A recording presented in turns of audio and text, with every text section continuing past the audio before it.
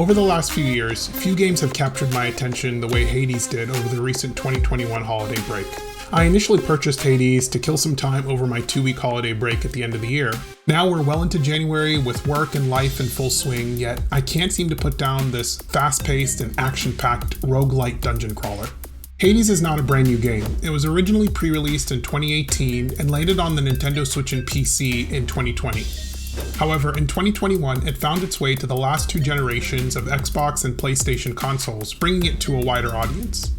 As you might surmise by the name, Hades is a game steeped in Greek mythology and named after the god of the underworld. However, the story focuses on his son, Zagreus.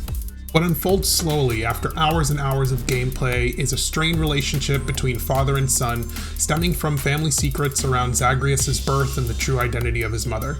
Unlike most games where you play through a set of levels, gaining strength as you go along, Hades forces you to play through the same trials over and over. Each time you die, you return to the House of Hades to start your trials over again, with a little bit of darkness that you can use to purchase power-ups.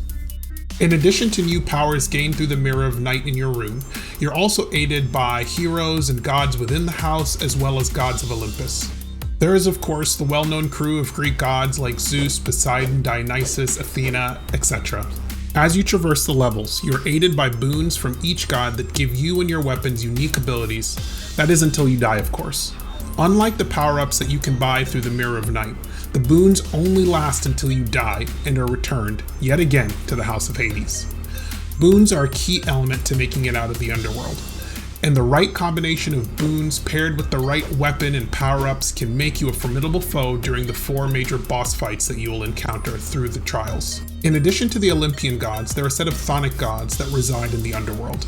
Some are there to help, like Nyx, the goddess of night, Charon, who is responsible for ferrying the dead throughout the Underworld, and Chaos. Others, like the Fury Sisters, are employed by Hades specifically to impede your escape from the Underworld. Along with the chthonic gods, there are a set of deceased Greek heroes who also reside in Hades. In similar fashion to the chthonic gods, some are there to help, like Achilles and Sisyphus, many times to the ire of Hades. Others pose significant hurdles, like Theseus and Asterius. To begin a trial through the Underworld, Zagreus enters through a chamber of weapons known as Infernal Arms. At the start of the game, he only has access to a few weapons, the sword, the shield, the spear, but as he moves through, he'll unlock all the weapons. My favorite weapon to use throughout the game has been Exegryph, known as the Adamant Rail. It's basically a gun. My least favorite weapon has been the bow and arrow, known as the Coronact. I just haven't really meshed with how it works in this gameplay style. There are multiple ways to power up your weapon, first of which is by collecting the boons I mentioned earlier during your escape. Each of these alterations either alter you or your weapons in some way. Some of the alterations might be specific to that weapon. For instance, there is an alteration that makes the spear, also known as Varatha, turn into a 3-pronged weapon, and you can add a chill effect that chills your opponent or freezes them in place. There's another one that I really like and I've always tried to look out for if I'm using the Adamant Rail, which turns your special into a rocket or a missile that fires at opponents instead of a bomb that lobs over the top. The second way to alter your weapon is by using something known as Titan's Blood, which you'll get by defeating certain bosses as you go through the various levels. The nice thing about Titan's Blood is that it actually allows you to permanently alter the weapon, so this isn't something that is going to happen as you go through your trials and then you lose it once you die. This will be a permanent alteration, but it's super hard to come by, and you're going to have to go through the trials and defeat the bosses multiple times to get more Titan's Blood. After selecting a weapon, Zagreus will enter the first level of the Underworld known as Tartarus. Each level has a series of chambers or rooms, and the door to each chamber informs which player what reward lies on the other side of the chamber.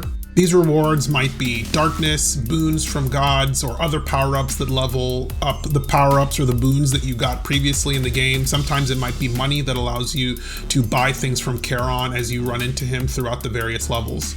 After fighting your way through a number of chambers per level, you're going to reach a level boss. In Tartarus, it'll be the Fury Sisters. Now, the first 10 or so times, you're just going to interact with Megara, but you'll meet her other sisters a little bit later on. In Asphodel, you'll fight the dreaded Bone Hydra, and in Elysium, you're going to fight Theseus and Asterius, which is a really tough fight. At some point, you'll have to face your father, Hades. Each level has its own unique feeling and set of ghouls, or shades as they're called, that you will encounter. Tartarus has a very dungeony feeling, while Asphodel feels like you're trying to escape a volcano. It's probably a little bit more similar to what you would imagine the Underworld to be. Elysium is a more beautiful place where kind of the heroes of Earth get to live out their afterlife. When I first started playing through this game, I felt like it was designed so that you would never beat it. But eventually, with the right combinations of darkness-related enhancements, weapons upgrades, boons, charms, you'll make it through the game, you'll defeat Hades, and you'll get out of the Underworld. As much overwhelming joy and relief as you feel when you defeat Hades, your time in Greece is going to be cut short, and you'll be left to traverse the Underworld yet again. And that was one of the most intriguing and surprising things about the game. You invest so much time and energy into making it out. However, defeating Hades isn't actually the end, it's almost the beginning of the story. To this point, I'm still not sure how many times I'm gonna have to make it out to get the full picture. So far, I've escaped 3 times, and each time I've learned a lot more about the story, but there's still a lot left to learn and more to unlock. Besides the unfolding storyline, Supergiant Games, who developed Hades, does a few other things to make the story interesting and keeps you coming back and wanting to go through the levels again. After you escape the Underworld the first time and are returned back to the House of Hades, the next time you go to leave, your father offers you a pact of punishment. Via this pact, you'll agree to increase the difficulty level as you go through the various levels. So you might increase the difficulty of the monsters or the shades that you're going to meet, or you might reduce your own abilities. Now, why would you do this? Well, each time you defeat one of the bosses with a weapon, you get a special item. However, after defeating it with a weapon the first time, you only get darkness, so you can't gain Titan's Blood or Ambrosia or a diamond, and those items are really important for other elements in the game.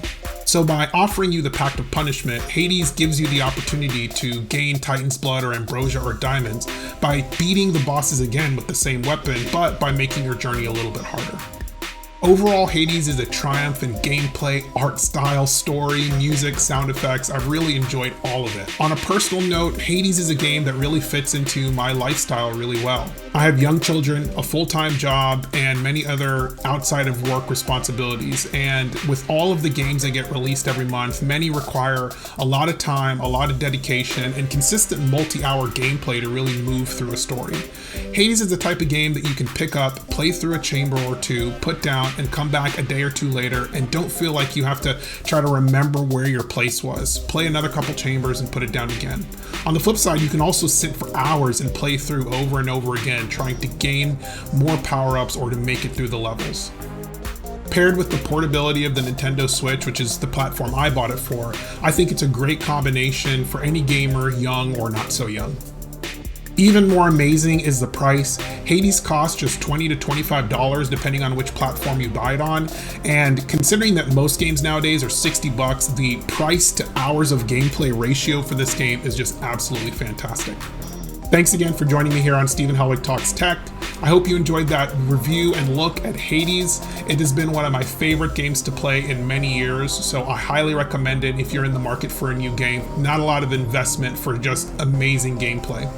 If you haven't yet, please give the video a like and a subscribe. Let me know what you thought in the comments and give it a share. All right, thanks. Bye.